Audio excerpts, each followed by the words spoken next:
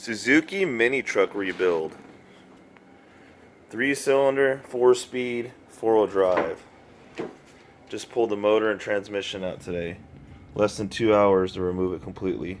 Connectors, linkage, alternator, AC compressor, front and rear drive lines for the differentials. We diagnosed it.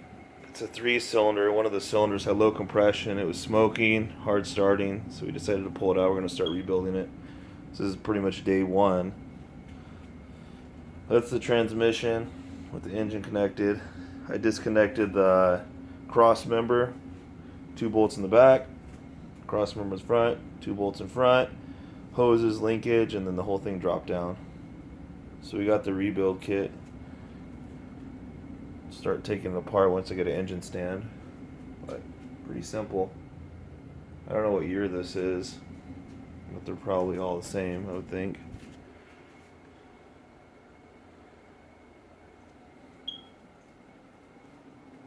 I don't know what liter it is either.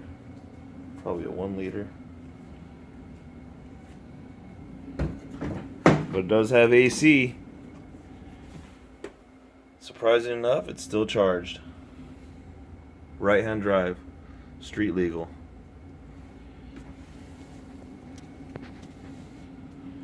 New tires, new paint job, rebuilt motor. Be good to go.